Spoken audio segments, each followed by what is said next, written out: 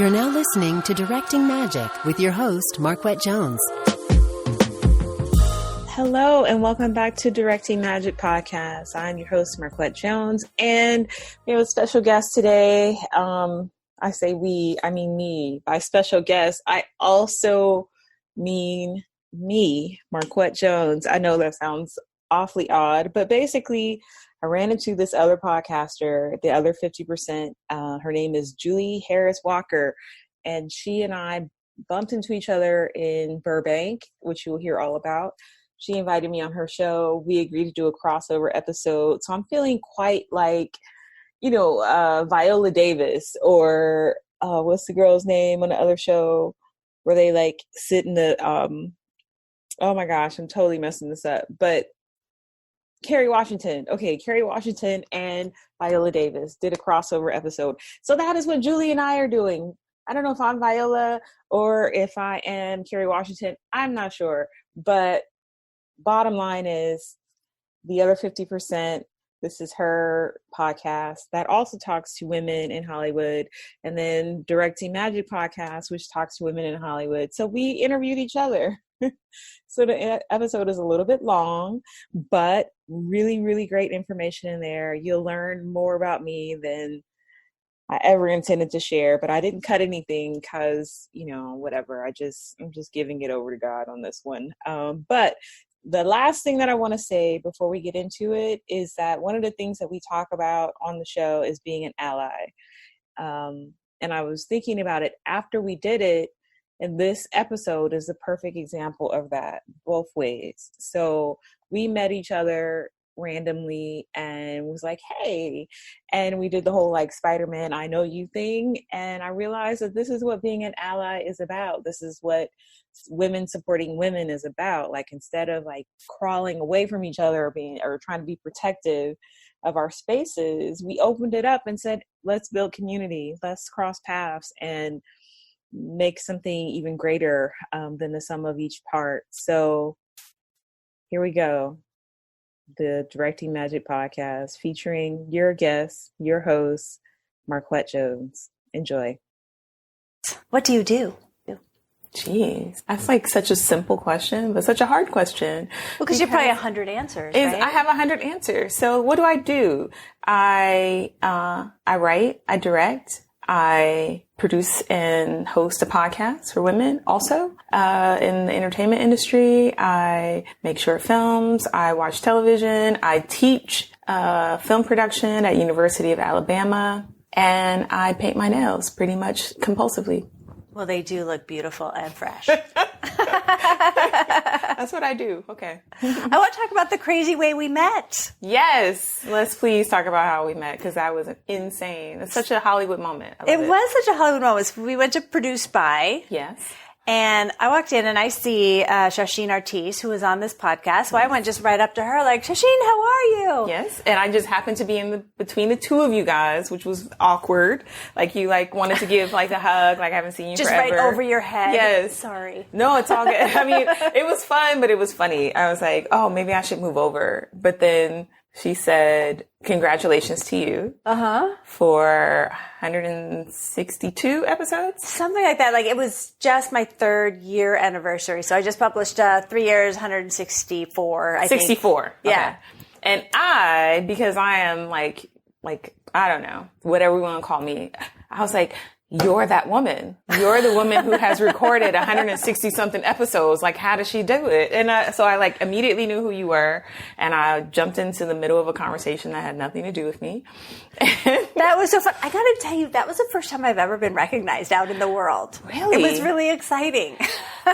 Oh my God. I was like, how on earth did you know who I was? And like, she didn't even say your name. She didn't say the name of the podcast. She just said the number of episodes. And then that's when I was like, I know exactly who that is. You said, are you the other 50%? Yes. That was crazy. And then to find out that you also have a podcast talking to women in entertainment. Yeah. Crazy. Amazing. And you don't even live here. And to be fair, I also part of the reason why I remember the 164 episodes is because I was like, how does she do that? Like, how does she make time for that much recording and that many episodes in a 3-year period? Because I also have, like we've already said, like a show, and I have like 30 that have been released. I mean, I've recorded more. Sorry, guys. But I have more that, I have 30, let's just say. And you have 160 in the same amount of time. And I'm like, I know how much work that takes, and I am in awe.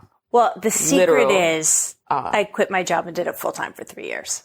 I don't know how and I'm finding out now, I don't know how you do it on the side. Like it's hard. It is a lot. It is a job. Like it's work. It's a lot of work. Because it's not just to sit down and have the conversation. Because if you're, a person who wants to be prepared and all that sort of stuff, there's the research, there's the marketing of it, there's the editing and the posting and the publishing and the social media. So many things I had no idea how to do when I started. Mm-hmm. Tell us the name of your podcast so people can find it. Directing Magic Podcast. And it is focused on women in the entertainment industry. I mostly interview directors and producers who are in the independent scene, some television people. And that's the reason why I was at the Producers Guild of America's conference, the Produce by conference, was to check out some people that are going to come on the show later on. That's so fun. And I was looking at your guests, and we've had a lot of crossover. Have we? Yeah. I saw one person. I haven't even released her episode yet.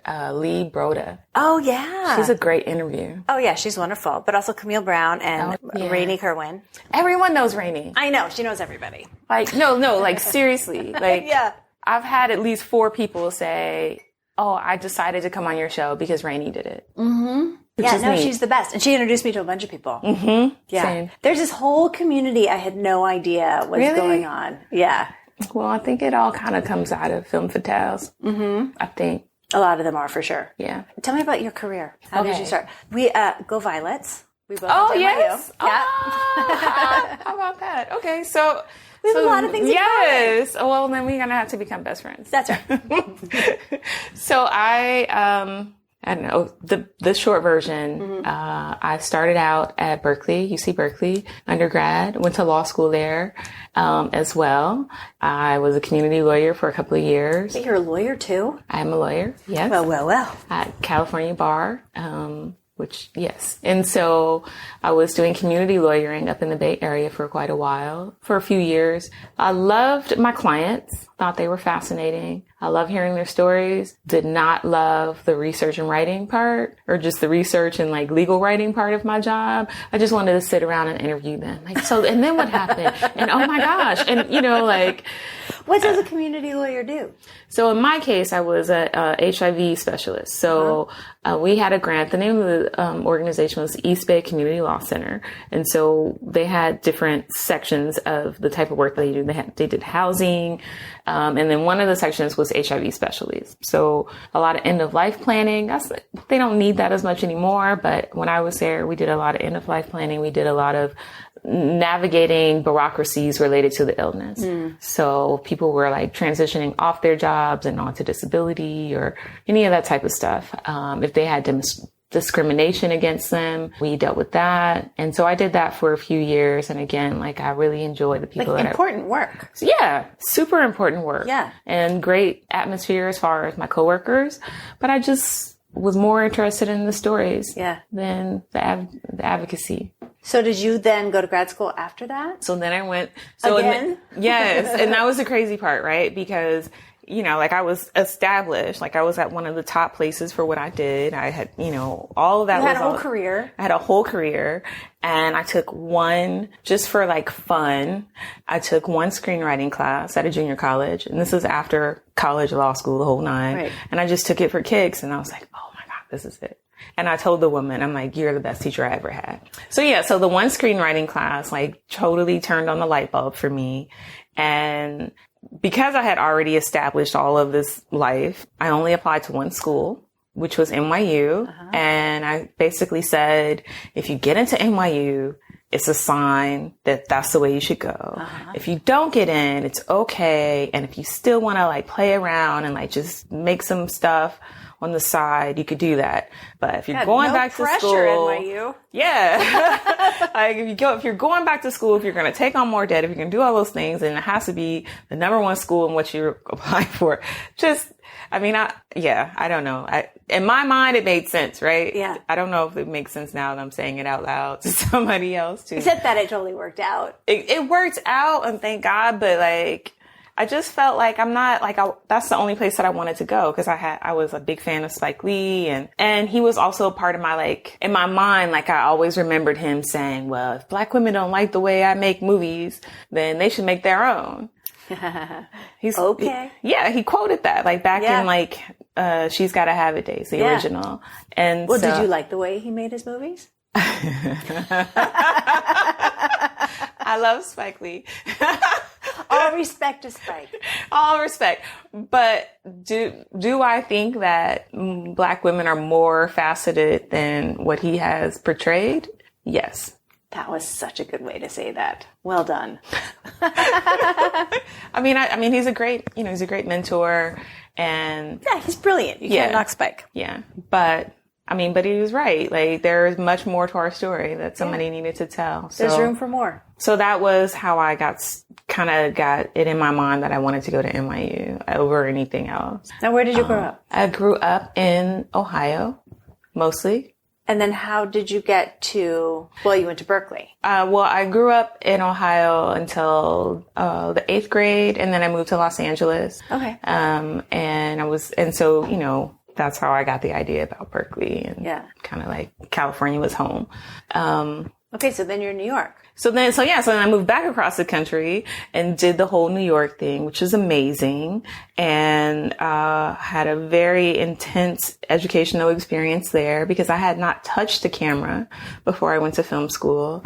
I just, like, talk about, like, giving yourself, like, bars, right? You were just jumping in. Jumped all the way in. Now, the people you were in that program with, like, had they done undergrad film school? Had they made a bunch of shorts? Listen, my class at NYU includes, like, rock stars as far as the film industry goes now, which is, like, a whole other story. So, like, Cary Fukunaga, one of the guys who did Black Swan, like, those are my cohort. So I look at them and I'm like, probably TMI, but I'm like, but I know they're not smarter than me because I was in class with them. So I'm going to figure out how to do this too. I'm going to figure out how to make things. So to answer the question, yes, they had all made stuff before. They were like cinematographers before, and a couple of journalists, and and some were undergraduate film majors. Mm-hmm. And then were you an attorney? I was an attorney, but I also was probably one of the oldest people in my class. I think I was like the second oldest and the only Black woman. And yeah. So did you take to it? I love it. So did you make films while you were there? I made several films while I was in film school. We have to make a film to graduate. Mm-hmm. So my thesis film was called Round on Both Sides. It was an homage to my Ohio upbringing. And what does that title mean? So there's a childhood riddle, which is, what's round on both sides but high in the middle? Okay, hold on. Round on both sides but high in the middle? Okay, you got me. Ohio. Can you visualize it? Yes. You got me. You got regional humor. Okay. Exactly. Everyone there gets the joke. No one else does. Okay, so what was that about? It was about a woman who had moved from Ohio, and moved away, left her daughter behind, and was coming back home to get her. But the story is about the journey of finding her daughter, because she wasn't where she left her. Like, she had left her with her mom, and like she had to travel around town to figure out where her child was. Things that happened while she was away. Right. And not paying attention. And so, yeah. All right. So what happened with that film? So that one, I did a lot of festivals with that. And so it did the festival run. And a lot of people said, oh, you should make a feature version of it. We want more, blah, blah, blah. I kind of left it a little open-ended. Mm-hmm. I think at the time I thought I wanted to make a feature out of it, but once I made the short, I felt done with the story and the characters. I felt like I had said what I wanted to say about them, and I was very happy with the product. So I'm like, I think I'm going to have to find something else. And the other thing that story helped me realize creatively, because it was a drama and it was a family drama, like, I don't necessarily after that, I realized like I want to have more fun with my stories. And so the next piece that I did, I went in a whole other direction, which was comedy and kind of a dark comedy called Forgiving Chris Brown, which is a short film that I did after I got out of film school, and we did a lot of festivals with that. And that one, I picked all the things that I like about filmmaking. So locations, I like locations. I like women. I like dressing them up and playing paper dolls with them, so to speak, character wise. And so I threw all of that into it. And then like in terms of that particular story, I was on Twitter and I was really, really into social media. I still am like really into social media overall. And one day I had tweeted like, and this was a while ago, like when all the stuff was going on between Chris Brown and Rihanna, I'm like, Forgiving Chris Brown would be a great movie title. And a few people were like, yeah, it would. And so then I just kind of started playing with that in terms of like, well, what does that mean? Well, cause I know I don't forgive him. Yeah. Do we need to forgive him? Exactly. That's like a question. Has he asked for forgiveness? All the things, right? All the things. Yeah. And so I use that premise, just that little phrase as like a way to like enter into this story, which was not about him personally, for the record. Don't troll me. Don't at me about Chris Brown. Oh my gosh. Which is like, and they did for a little while. They did. I had to like lock down some accounts because of that, which was funny. But you can find this movie on Amazon Prime for free.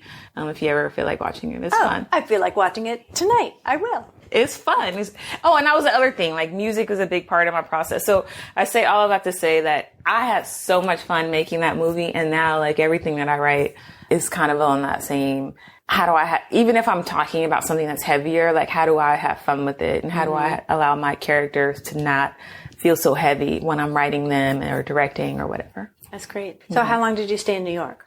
I think 9 years. Oh, and you made a bunch of films. I made 5 shorts maybe. And then I have a feature script that I'm workshopping and shopping around now to get made. That's my first feature. Wonderful. Yes. Can you say what it's called? That is called After the Jump, and it is about a young woman who's having the worst day of her life, and she is considering suicide and is interrupted by a mysterious bystander who happens to be a graffiti artist, who happens to know all the hot spots to go to in Los Angeles. So the woman takes her through the underground art scene of Los Angeles and kind of hopefully talks her into seeing a different way of living. Oh, how very cool. So are you're shopping that right now? Yes. Okay, that's exciting. And I just did a screenwriting lab for it, which was the Athena screenwriting lab. Ooh, tell me more. So the Athena Film Festival, which is they're out of New York, and they do a New York writers lab and they do a Los Angeles writers lab. And I just finished up, which was why I was out here in LA. I just finished up a screenwriting lab with them. And it was really, really great. They choose about 8 screenwriters to workshop their script, both peer to peer and with a mentor. And the mentors that they chose this year were really fabulous and really, really helpful. We had Leah Meyerhoff, Najla, whose last name I can't pronounce, but she's one of the directors of Clean Sugar, the screenwriter of Legally Blonde, which I just completely fangirled over.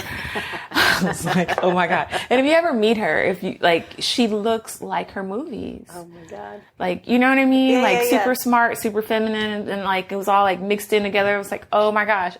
Wow. Like what? Like it's hard?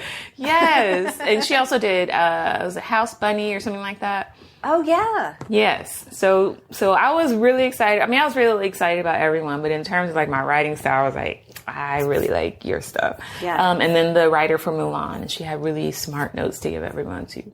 So I say all of that to say the mentors that we had were awesome. And then to be in a cohort with a bunch of other screenwriters who also wanted to like have very strong female characters. I know people hate saying that now, but you know what I'm saying? Like women in leadership roles in their stories. Yeah, and what is it about that phrase now? Because now it feels to me like it's redundant. You don't have to say strong woman. Yeah. It's a woman. She's strong. Yeah. Like, what do you... Or yeah, she's a woman. She has all the things. She's a woman and she's an adult. Like she's, you know what I mean? Right. Like, and she's doing. She's a fully formed human. Exactly. That should be enough. But there we are, right? Yeah, we still say it. Fine. Yeah, we do still say it. I just said it. And then I had to catch myself. But we all know what I mean by that. So all of the stories that we workshop were really inspiring, you know. And now, do actors come in and read to help part of the process, or how does it work? No, they didn't do that with us. So this lab the answer is no.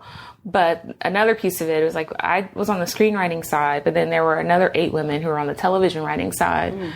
And so their day, they didn't do as much workshopping as we did. They did a practice television writer's room.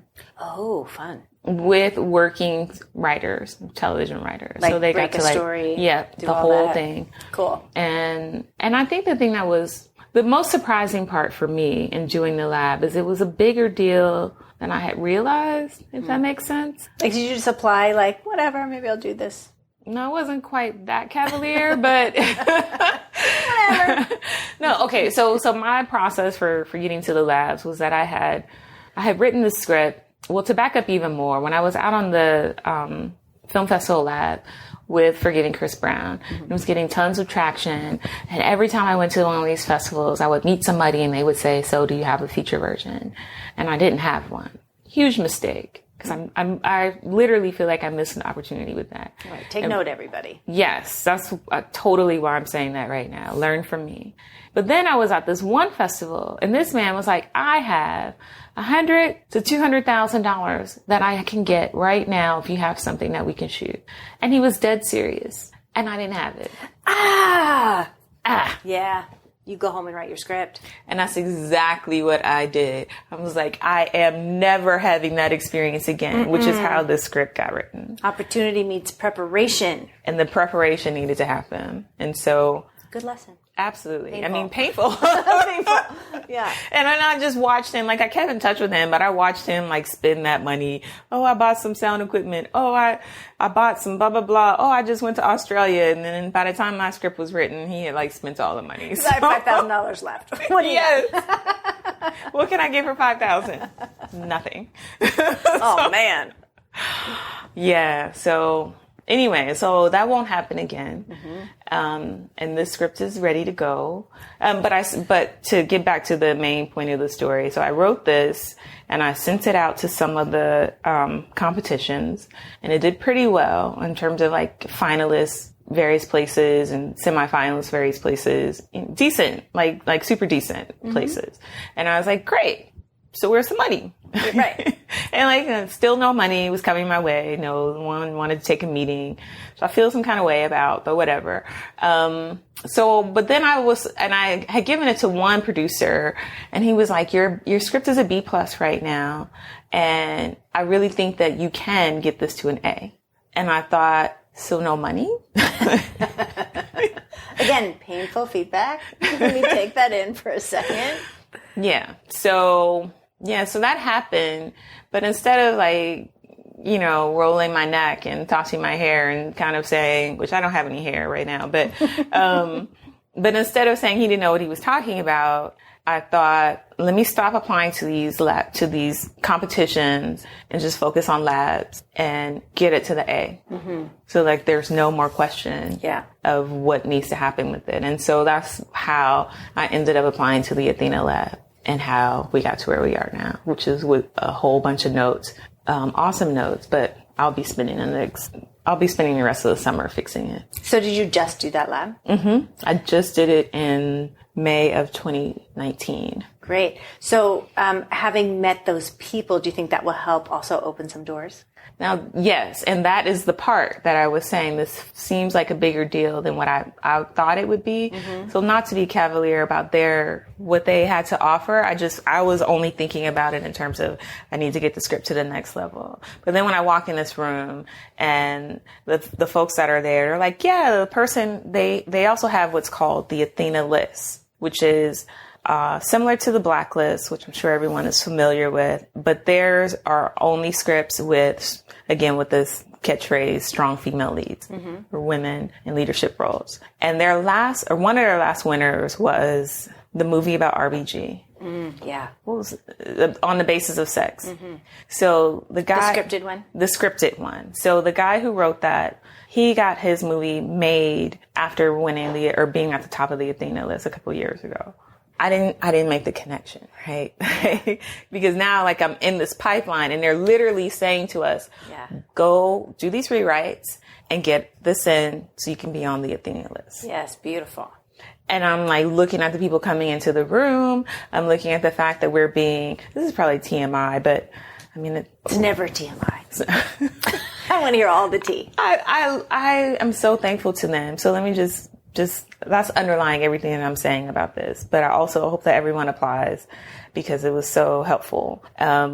So I go into the room and then I'm like, oh my God, we're at the Lifetime offices. So the Lifetime execs are walking in and out of the room and like, oh yeah, we saw your stuff, blah, blah, blah. And I'm like, okay. You know what I mean? Like, and it's in Century City. Yeah. And then the whole mentor piece of it, which I already talked about, they're all like, let me know what happens next. And then they have some alumni and talking about, well, this is what happened with me afterwards. And then they've only done this lab for 2 years so far on the LA version. And one of the people from last year's television lab got hired on the spot to come be on someone's writer's room from doing that mock television writer's room thing. Yeah. So that's like it's a real opportunity. Yes. Yeah. That's what I'm trying to say. Well, I'm also saying that I wasn't thinking about all of those pieces. I was only thinking about the script and then I got into it and I was like, holy crap. And already and it's only been a month, I've already been like two people have reached out to me from the lab and asked me to direct something. What? Wonderful. I don't know how big those things are and I don't know where those things are going, but I mean, yay. Yeah. Yeah. That's fantastic. Yeah. All right. Now, how did you end up in Alabama?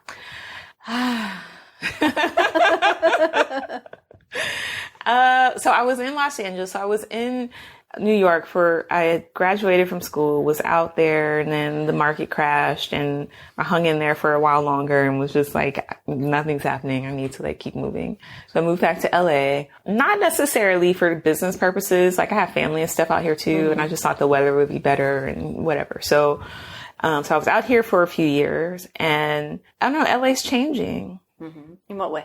This whole idea that people have that like it's cool to sleep in your car and work, not into it. No.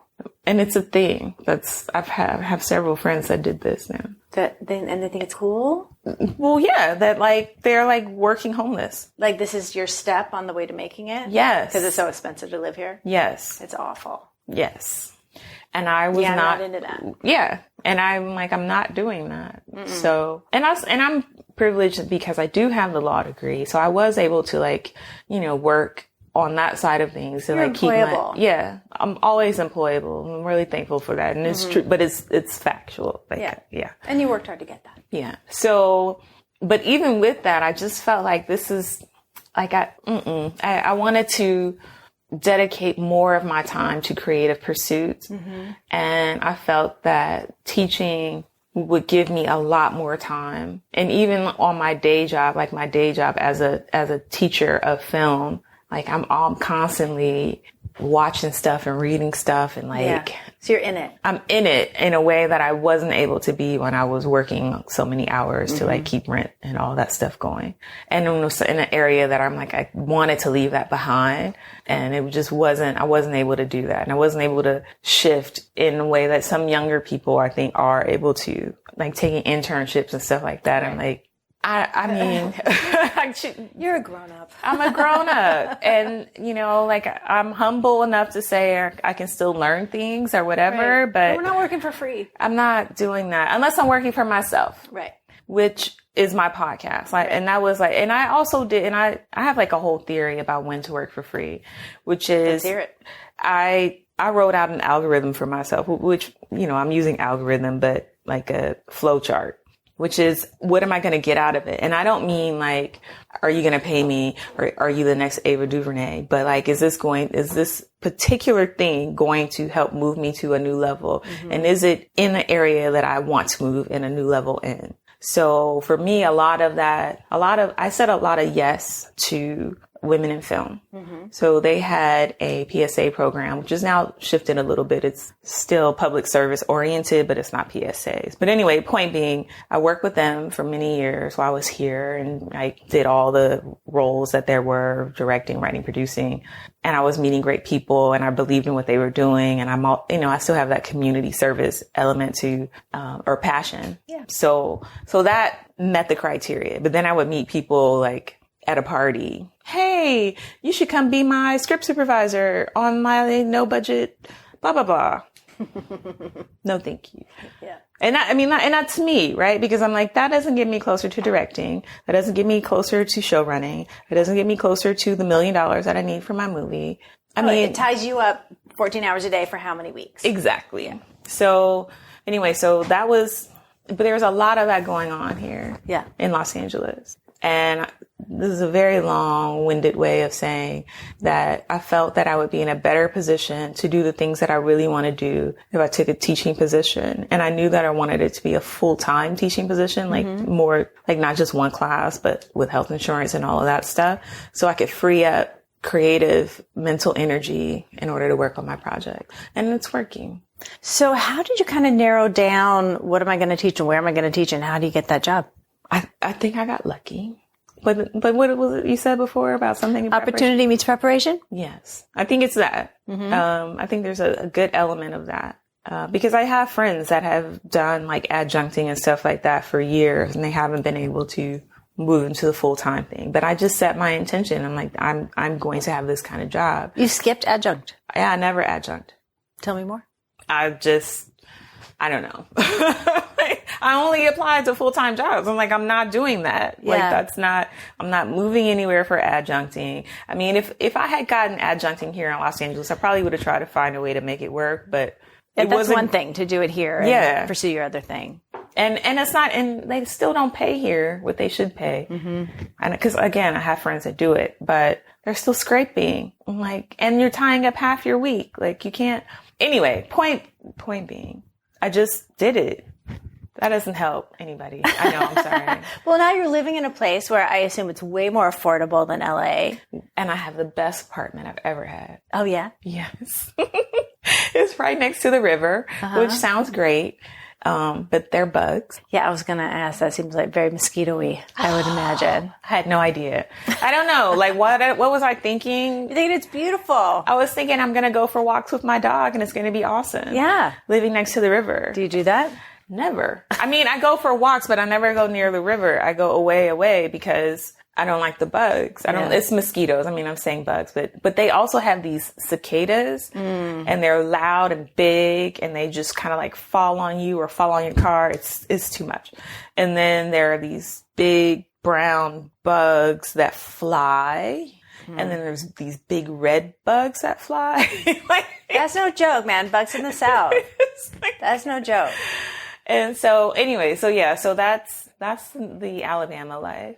I mean, there are things that I give up, right? There are things that I give up by being there. I am a new baby vegan. And so how's that going in Alabama? It's not going well in Alabama. I'm learning how to cook for the first time ever because of that. Because they're like, oh, you want vegetables? Here's some corn. No, like that's not enough. That barely counts as a vegetable. It's basically bread. Yeah. I mean, you understand and I understand, but for Alabama, that's a vegetable. Yeah. So that's a big deal. And food is more expensive there.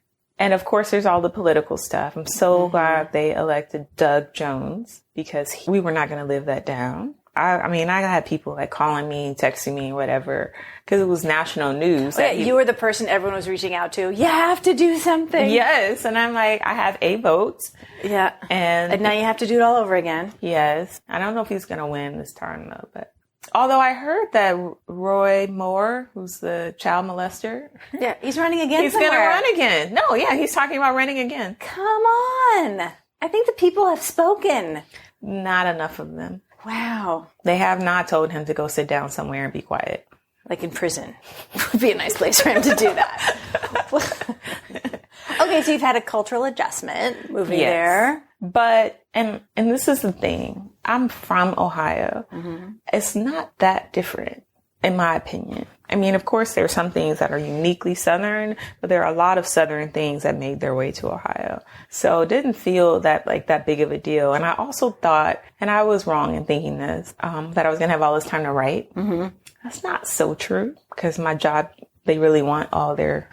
It is a full-time job. Yes.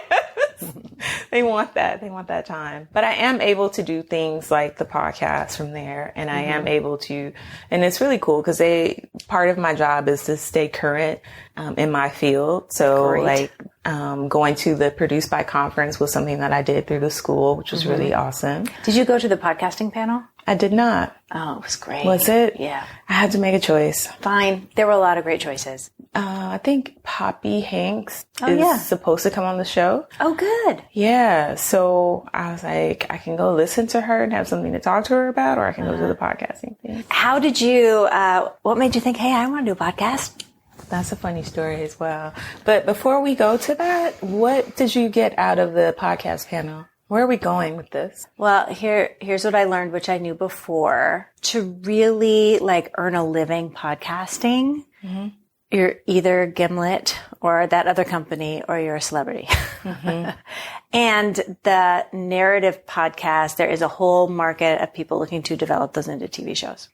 So like Dirty John, Alex Cunningham adapted Dirty John into the television show. So she was on the panel too. And is that working well? Are people able, I've seen people try to convert podcasts into television, but who's been successful at that? Well, I think Dirty John was successful. I don't know how many have been successful that way, but it's certainly now one of the pipelines into IP. I could see that. Yeah. So it's such a low investment to do a podcast. And if you gather your audience, you have them. Yeah. You have access to them. So they talked a lot about if you're going to do that kind of podcast, you can't be thinking of it as that's the way I'm going to get into a television show, because it is such a separate art form. You really have to focus on that, and then maybe later hope that it gets picked up and turned into something. Are you thinking about doing a narrative podcast? No. Are you? No. So we will continue to podcast for free. You know that is exactly right. I don't care. It's the funnest thing I've ever done. It makes enough money to pay for itself, but I still have a job. Yes. But yeah, it's the best thing ever. I love it. I really, really enjoy it. I mean, it gives me, I don't even understand the joy that it gives me, but it really, really does. I just sit around. This is how I know who I want to invite on the show. When I hear about them or I read about them, 5 questions pop into my head like that. Yeah. And I'm like, yes. And that's how I know. Yeah. Period. Sometimes that doesn't happen. I'm like, You know what? I've been Sophia Cruz, the crossover. Brilliant. That woman. Yes. Oh my God. I've been the most surprised by some people have reached out to me at this point, and sometimes I'm like, all right, I guess. And they turn out to be the most interesting people and conversations. Yeah. So I've just decided just to be wildly open, because you never know what's going to happen, or what kind of stories people have, or what kind of conversation you're going to have. This is very true. That's the most fun thing. I received that. I wonder without the podcast, if we would have these kind of conversations just in life. And I think for me, no. Not as much. Not nearly as much. Yeah, because when is someone, first of all, going to sit down and tell you their whole life story, right? And find out how they got to wherever they are and where they're going next and stuff. Sure. And strangers, you're not going to have this at Starbucks. But put a mic on and turn it on, and then you get to hear all the tea. I love it. Right. There's never too much tea. No. How did you start? It was I don't know how many different reasons why, but 2 things happened that stood out to me. One, there was a story about, what's the lady's name? Effie Brown. And either right before or right after, there was a quote by Ava DuVernay. And they both were saying something. They said it differently, but they both said, when I hire people, and I'm paraphrasing like crazy right now, so it's not a direct quote, but when I hire people, I want to know that I want to spend 14 hours a day with them. Yes. I want to know that we can do dinner party. Mm-hmm. And I'm like, well, you just don't know me yet. Like, you should, like, I'm a delight. I'm a delight at dinner parties. I mean, like, seriously, because I'm like well versed in like all the things, not all the things, but you know what I'm saying? I know stuff. I can have a conversation. I can have tons of conversation. I'm like much better one-on-one than I am in a big room. I know this about myself. Same. And I'm interested in other people and I'm interested in their stories. I mean, I've said that several times already. And so it makes you a delightful dinner party guest. Exactly. So I was like, well, then they just need to get to know me and not like them in particular. Like I didn't start a podcast because I want Effie Brown to like hire me or whatever, but she could be my producer if she wants to be. Effie, you listening? But seriously, I just thought, and that's kind of like how this business, it kind of is to a certain degree. Like when people, they want to hire their friends. You must be networked. Yes. There's no way to do it otherwise. There is no other way. And that was hard for me because I was, a big academic, up until I got into film school or whatever. And so I'm used to like just grinding and get the A in the class and like, so right. That's so I should be the top of the class because I got the A in the class. And it's like, actually, this whole business doesn't work like that at all.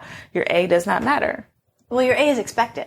Yeah, that's base. Right. That's like the foundation. Right. It's true. And then all this other stuff, which is the social piece and the networking piece, and the relationships that you build, and hold on to are the piece that's going to make a difference one way or the other. Right. So for me, the podcast was forcing myself to put myself out there much, much more because I would easily just stay in my room and write or watch or whatever. And I'm also a community builder just by nature. And I felt like if I can create a space, even if it's virtual space, for people to feel like, okay, someone else is going through this too. We can do this. I can do this. If they did this, I can do that. I wanted that. I wanted to add to that for us. And I'm saying us as like women. Mm-hmm. And I just felt like I also had this idea that myself 10, 15 years ago would have loved my podcast. Yeah. Especially, like I said, like I was like the only Black girl in the class and I got these like, I'm going to say it, but I'm not saying any names, but like super arrogant folks in my class. And they're, and I'm like watching all these like dreams come true and I'm sitting over here like, yeah, what if you could have listened to something to know that you're not alone? Yes. Yeah. And to know that they're different paths and to know that like this path that I'm on is 150% valid and okay. Like it's not, it may feel like a dead end in one moment, but it's not like even with this script or how the script started. Like I got people saying I have money, but you don't have a script. Okay, go sit down. Well, I could have thought that was the end, but no, I'm going to take that as an opportunity. So it's like a little hint. Yeah. If you have a script, there's people with money. And not every path is the white bro path. I mean, and that's okay. Yeah. That's wonderfully okay. And I do look for people who seem like they found a new or different way to attack it. Like, I think a person that you had on your show, Sophia Cruz, like the way that she came about putting her documentary together, I was like, God, that's smart. And there's tons of people that are finding really smart ways to make things happen. Yeah. And to know that there's not one path, I think is really freeing. Yes. And you never know who's listening or who it affects. Because we do this thing, we're in my dining room right now by ourselves. Like who knows? This is go out and no one could hear it at all. But I'll tell you, and this meant so much to me. And if you're listening, you will know who you are. After I put up my very first episode, I was still working a corporate job and someone came into my office in tears. This means so much. I'm so glad you're doing this. And I was like, it's all worthwhile. Yeah. Like that held me over for a year, Yeah. Because you just don't know. And I love that about it. I love that about podcasting because like, I'm sure you have the same thing, but there are people literally all over the world who are downloading this and getting whatever little nugget that they're getting out of it, like all over the world. It's the coolest thing ever. It is. And this is why there's so many. Yes. And everyone's finding their little tribes. They're just finding what they need in the moment. And I do think there's a lot of like serendipity to all of it, even like how we met. And I mean, that's just mind blowing. That's crazy. Like you literally sat next to me. Yeah. And I'm only in LA for like a week or two. So when stuff like that happens, you like have to pay attention, have a moment of gratitude, and then say yes. Absolutely, yes. So here you are in my dining room. And this was me. I'm like, are you sure it's okay for me to come to your house? You're going to have me over. You're not going to come kill me. You're just... Girl, I could not do that. I would do a studio. Okay, we'll see how this ends. I don't know. Not saying that I'm going to be, what is the word, a serial killer, but no. But yeah. Can you imagine just going that? There's a premise for a movie. Someone who gets themselves booked on podcasts as a guest and just goes around killing podcast hosts. Oh my gosh. That would be funny. That can be the next script. That would be hilarious, actually. That's a real thing. The podcast. The podcast killer. The podcast killer. All right, we'll work on that later. Don't anybody steal that. That's solid gold. Oh my gosh, that's hilarious. That's funny. So what about you? What got you into it? So I was an acting major, and then I went right into the business of entertainment because I realized I didn't want to be an actor before I even graduated. And I knew, like, the whole auditioning stuff, like, made me crazy. And I knew I wasn't that good of an actor. So I was like, that was a big mistake. And I probably, if I did it all over again, I may have thought more going into development or something like that. But I had a job at a commercial production company where he said, I'll make you a producer if you do my accounting. And I said, all right, how hard could that be? Which then led me into a path of production finance and then payroll companies and like this really weird niche I never thought I would be in. So I'm in the corporate part of entertainment, often the only woman in the room, beating my head against the wall. And then there was that, I want to say Naomi Wolf article that came out in the New York Times a couple of years ago where it was female directors talking about lack of opportunity. And the tone was they're mad as hell and they're not going to take it anymore. And I thought, ooh. And then there was a lot of talk about wage inequality amongst actresses. And I was like, that is also very interesting. Like not terribly relatable because of the amount of money we're talking about, but still important and real and has to be solved. And my secret dream job that I never told anybody was I wanted to have a talk radio show because I've been listening to talk radio since the 80s. Oh. Like I was always that person, with my Walkman listening to talk radio, not listening to music. So then I just thought I knew so many women working in the business, so many of whom were breadwinners for their families. And I had also just gotten divorced and I was a breadwinner in my family and that, there was a lot of conflict around that. So I wanted to find out what is really going on with women in the entertainment industry. And so I just called some friends and I'm like, could we have this conversation and could I record it and maybe it'll become a podcast? And then one thing led to another and I did it. So you focus more on wage related or did it just start there? Well, at the beginning it was 2016. And so we were talking about things like, do you think there's unconscious bias in the workplace? Like we were having that exploration and what kind of things you have to think about besides doing the job. We have to think about our tone of voice and our resting bitch face and how we do our hair and how we say I'm sorry and how we, come across in a meeting and all the other stuff we have to think about to be successful. So that was my initial going in and I had all these list of questions like, tell me the obstacles you felt, as you... And then Me Too happened, which changed the conversation completely. But also through interviewing these women, I heard so many stories of just triumph. Like women having amazing, badass careers despite. And yes, they had to put up with all that bullshit and still being so successful and having such great careers. So then it just became kind of equal parts. Tell me your story and your path and your career and how this happened. And then what did you experience being a woman on this path?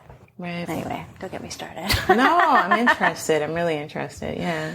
I think that the turning point for me in terms of the being a woman in this business part is just really accepting my journey and all the pieces that came with it, the obstacles, but also the privileges of being me in this business. And the fact that it's going to unfold for me in a way that's very particular to the journey that I'm on, which is totally mine and nobody else's. And so I don't know, I guess I just, once I accepted that and really embraced it and came into myself about that, and then everything just kind of started to flow in a huge way. How do you keep the faith around that? Because it is an act of faith, right? That it's going to unfold for me the way it's supposed to unfold. How do I keep the faith about that? Trusting that it will unfold. I mean, it's just because it's happening. Mm-hmm. Like, just meeting you was one of those little things, you know, like, and even with the podcast, I mean, I don't know how to answer that. How do I keep the faith around? I have a friend who's like a very snotty atheist. And so we have these debates about, you know, faith in general, but he's also in the entertainment industry. And so he's like, this is just stupid. Like, and I'm like, no, you're stupid because you need faith to like get up in the morning. Like, you just need it. Cause what's the alternative? In my mind, the alternative, and I lived that for a while, the alternative was to be jealous and angry and bitter and just unhappy. Mm-hmm. I'm not choosing that for myself. No, you can't live that way. But then also note to all my friends, like, stop sending me press releases of celebrities launching podcasts that are exactly the same as mine. I don't need to hear that. You don't. I don't. And it doesn't even matter because here's the thing. Your podcast is going to reach who it needs to reach. Exactly. I absolutely believe that. Both of ours, all of ours. Like, it's so funny you mentioned the celebrity ones because I literally just followed Gimlet Media today.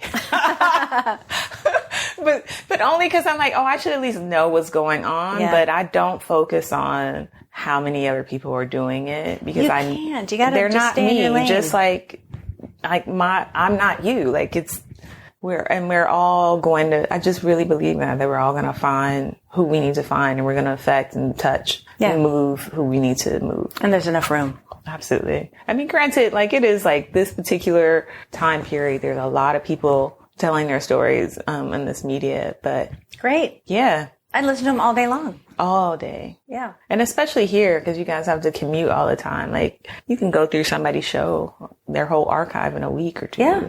It's great. You know? I just have the podcast on my phone, in my pocket with my headphones on as I'm cleaning the house, washing dishes, like doing whatever I need to do. Mm-hmm. Yeah, all day, every day. How do you keep the faith? Same. Because little things happen every day that I think are just like, oh, you're on the right path. Mm-hmm. And it's funny because through my experience working in corporate entertainment America, I was fueled by rage for so many years, just so angry. And now I just bless it all because it made me an activist. It made me like wake up and see what was happening. Like it made me want to do something about it. I don't know that I would be here doing this if not for going through all of that. Right. So now I'm like, I'm grateful, you know, for that whole process, which is not answering your question. But the answer to your question, I think, is the same. Like I keep a box in my bedroom and every day when something happens that feels like a little wink, like I write it down, I put it in the box. Nice. And if you look for it, it happens all the time.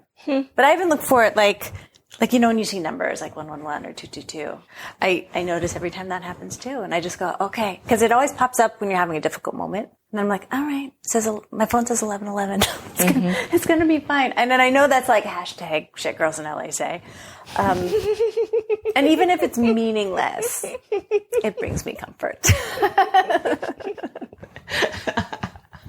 I have a girlfriend who like, she listens to the show and she says, and you're just so positive. Like, I just don't understand. Like, how are you so positive all the time? And I'm just like, I honestly believe that I know that I have a choice. Mm-hmm. I'm choosing to not let these motherfuckers get me down. Exactly. Exactly. Period. Yeah. And there was also a shift for me very recently where I finally owned I am no less smart or capable than anybody else at this table. That's right. So I have every right to be here. And that in any, whether I'm at a company, whether I'm at, you know, whatever table I'm at, I feel that now. And I don't know if that's just getting old, having life experience, or interviewing 164 women, you know, where I'm like, you know what? We have every right to be here. We have every right to own our voice. We have every right to have as much influence on the world and the culture as any man who ever walked through any door. And I just believe that in my core. And I've realized that like equality has become my driving force. And so whatever little part I can do, because I know it's a big whole thing that may never happen. But if I can do my part every day, I'm doing it. Oh, you mean the equality is a big thing that may never happen? Yeah. I wonder how I feel about that. Yeah, I wonder how you feel about that. I guess it never crossed my mind that it would never happen. I mean, it will happen. Will it happen in my working lifetime or in my lifetime at all? That's the question I have. And I have to decide it doesn't matter whether or not we ever reach the goal. Because if I think in terms of, well, God, I've been doing this for 10 years and we're not there yet, then that lets me give up. But I think we can never give up. So for me to just push it out to, I don't know when it's going to happen and it may not be in my lifetime. So I'm going to work on it the rest of my life. Then I know how I have to have stamina. Right. Because you could burn out in 2 years doing this. Right. Oh, I see what you're saying. I guess I'm a little fascinated by it because, like, even before I was a filmmaker, I was a public interest attorney or social justice. Some people call it one or the other. I guess equality was the goal, but I think we just kept inching forward, which is what you're saying as well. But I never thought about, and perhaps I should, I never thought about what is the big end goal. And I just haven't. I don't know. That's interesting. Because it's baby steps. Yeah. And you can see the progress. But then you can see the backlash. You can see and the backsliding. And the 2 steps forward and the 1 step back constantly. And that is so annoying. Yeah. And every time you think like the old guard is about to die out, you see some young person doing some bullshit. And you're like, oh my God, they're not dying out. Yeah. There are still Nazis who are in their 20s. Then it's like, what? Believe me, I'm in Alabama right now. Yes. And I'm like, you really... So it's interesting that you say that because in Alabama, like you can't, in my opinion, like the beauty of it is that no one is denying that it's there, there in Alabama. They they hang their flags literally on their sidewalks and on their bumper stickers and whatnot. So there's no time where you get to forget what you're fighting for in a way that you can forget in places that are kind of progressive, like here. How is that to go from LA to Alabama? To be honest, I experienced more racism here in Los Angeles than I have anywhere else I've lived. Tell me more. It's more segregated. I would go into spaces like Beverly Hills and because I have lived in so many places, I feel comfortable everywhere. Like just period. Like, you can't take me somewhere where I'm not going to be interested in the people or feel like I can walk up to you and have a conversation or whatever. But here, there were times where I was like, oh, you're not comfortable. Like, and I would visibly see the discomfort come over a person's body language. And that was interesting to watch because, and again, I might sound arrogant, but like I'm awesome. Like, why would you? You don't know me. You don't know me yet, but like, wait for it. Like, so that was odd. And then I also think that, and I do ultimately love the experience that I had with these women, but also like working with women in film, there were some things that happened where I was like, and it's not just them, like they just happen to be the group that I work with the most. And I appreciate them very greatly because they gave me some opportunities in terms of like labs and stuff like that. So I'm not trying to like say nobody should like women in film. That's not where I'm going with this. But I am saying that when you're in a space that's mostly white women and you're the only black woman there and, and I'm walking in like, hey, like I'm a lawyer and I went to NYU and I have let's go, let's make things. I have a lot to offer. I have a lot to offer. And they're like, go intern. It's interesting to me what can happen in groups that are primarily white women pushing for women's issues is forgetting to be intersectional. Yeah. Or thinking it doesn't matter because we're all women. Let's just push the women forward. Right. And I can imagine that feels like particularly white centered pushing women forward. Because I think I think we can't untangle them. Right. And we have to stop and make sure everybody is heard. And again, I just want to say that I don't think they are any more egregious than anybody else. We're not even talking about women in film. Yeah, we're not. That's what I was trying to say with it. Like, I think it may apply to any kind of group. And it does. I was waiting to hear what your experience was in that. But I do think that I don't wait for them to be intersectional, but I appreciate it when it happens. And so there's almost an expectation that they're not going to be. And then when there is a reach across the aisle or table to be intersectional, I'm appreciative.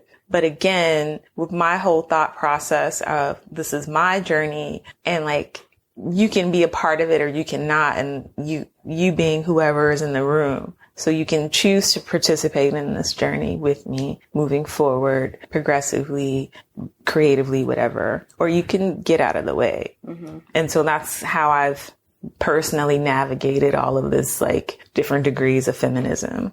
And are you able to articulate what it, in a very, I can be very linear sometimes, in a very practical way, what does it look like when it's done well?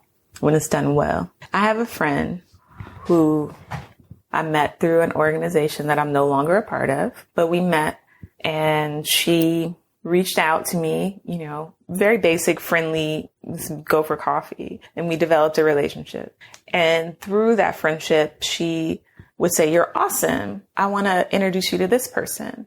And I want to invite you to my office to meet the whoever she thought it would be good for me to meet in her office." And she did that. And then when I bombed one of the meetings, I did. It happens. It does happen. But I was just so nervous because like most people are not inviting me to like meet the people in their office. And so I was like, I didn't want to embarrass myself. And I was very stiff. So that's how that happened. But anyway, she invited me into that space, which was a huge deal for me because up until that point, there really weren't a lot of people that were like, let me help you move forward. Mm-hmm. And she did that. And she continues to say, and you're awesome. And like, why don't you try this? And even if let me contact this person for you. And that is something that she used her particular privilege to do because I didn't have access to those rooms, but she gave me like her pass. Got you in. Mm-hmm. I love that. And that didn't happen very often, regardless of the amount of work that I put in to different organizations or the amount of work that I put in as a creative person or as a screenwriter or blah, blah, blah, or how many festivals or all the things. It's like, that's cute, but I'll see you at the next festival where I bump into you. You know what I mean? Mm-hmm. Like Instead of real advocacy. Mm-hmm. And so for her, like I look at her as my gold star standard for what an ally looks like. Mm-hmm. Yeah. Does that answer the question? Yeah, I love that. Do you have any advice for women coming up behind you? A couple of things. I think the sooner that you can get to that faith piece, I think is going to make a huge difference. Whatever that means for you. I'm not like a church person, but whatever keeps you going, you need to find that and hone that and trust that because there are going to be ups and downs and like you need that part that is going to like keep your foundation strong no matter what the ups and the downs are. So whether that's meditation or yoga or church or podcasts, I think you need that as soon as possible. And I had someone who recently said to me, don't monitor other people. I don't know why it's such a simple statement, but it kind of rocked my world because I thought about all the ways that I had been monitoring other people. You can't compare yourself. You cannot. You will drive yourself crazy. Mm-hmm. You will drive yourself insane. Like where you were talking about the whole podcasting thing and like how crowded the space has been. Like I'm honestly not aware because I'm like I can't focus on what other people are up to. No, it'll make you crazy. It'll knock you off your path. Yeah. So whatever your thing is, whether it's acting or directing, writing, or producing, all of that, like whatever you should like have at least an awareness of what the industry is doing so that you can respond or jump ahead and be innovative or whatever. But as far as the day to day and like everybody's announcement of the thing that they're up to, you don't know how many failures or mishaps they had along the way. You just don't. Right. Like for myself, when I apply to things, and I've said this publicly before, literally every time someone gives me a rejection letter of any kind, it stays in my inbox until I submit a new application to something else. Oh, I love that. And then it's just a step towards your yes. Yes. Like very concretely a step towards my yes. And that is probably how I got into that lab. Because you have to keep doing it. Because at the end of the day, you are the only person in the world with your perspective and your story to tell. And no one else can tell it, and you can't tell anyone else's story. You cannot. So you may as well do your own work. and get on with it. Mm-hmm. Yeah. What didn't I ask you that I should have asked you? Well, I always end my show by asking people, what are you excited about? That has nothing to do with film. So I'm going to answer that question. What are you excited about? That's a good one. I'm going to steal that. What am I excited about?